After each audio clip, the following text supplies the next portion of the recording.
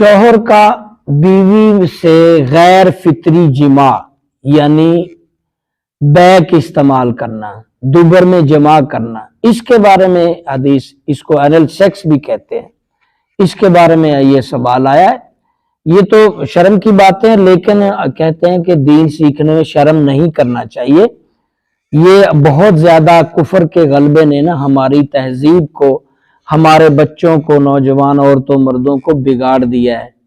پہلی رات ہی شادی میں نا کیمرہ ٹی وی لگا کے جس میں سیکس گندے طریقے سے کرتے ہیں، بیک بھی یوز ہو رہا ہوتا ہے، منہ بھی یوز ہو رہا ہوتا ہے، پتہ نہیں کون کون سے سوراخ ہے جو وہ چھوڑتے نہیں ہیں، ساری ٹرائیاں ہوتی ہیں اور مختلف طریقوں سے شرمگاہیں چاٹی جاتی ہیں۔ یہ سارے کتوں والا کام انگریزوں کا تھا، گندے لوگوں کا تھا جو ہمارے اسلام میں آ گیا۔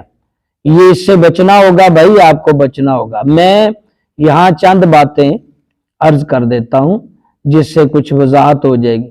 نساؤکم حرث لکم فاتوا حرثکم انا شئتم وقدموا لانفسکم، یہ آیت عام مشہور ہے۔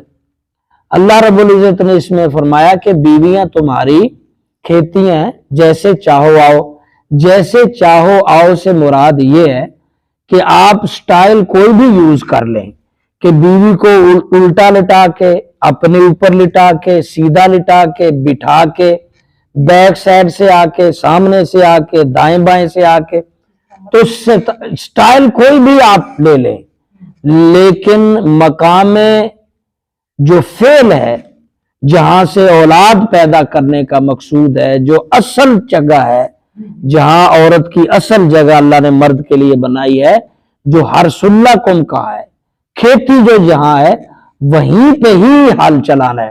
یہاں مجھے ایک بات یاد آ گئی، انصاری لڑکی اور مکے کے ہجرت کر کے آنے والے صحابی سے نکاح ہو گیا۔ اب مکے کے جو صحابی ہجرت کر کے آئے تھے نا، مہاجر، وہ حضور سے کافی تعلیم لے چکے تھے۔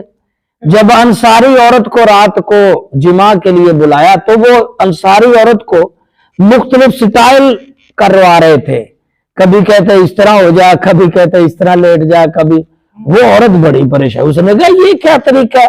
ہمارے ہاں تو انصار میں یہ طریقہ ہے کہ ہم سیدھی لیٹ جاتی ہیں، بس مرد کر لیتا ہے جو مقام شہوت ہے وہاں سے۔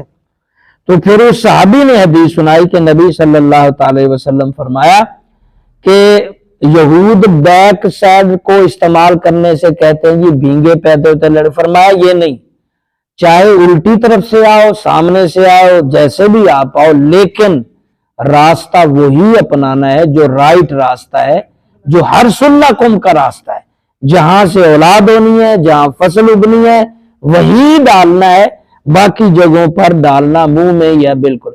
یہ تو لوٹی والا کام ہوگا۔ کئی عورتیں پوچھنے آتی ہیں تو شرم سے، جی میرا شوہر جو ہے وہ غیر فطری، وہ غیر فطری مجھے مجبور کرتا ہے منہ میں ڈالنے میں، بیک میں ڈالنے میں۔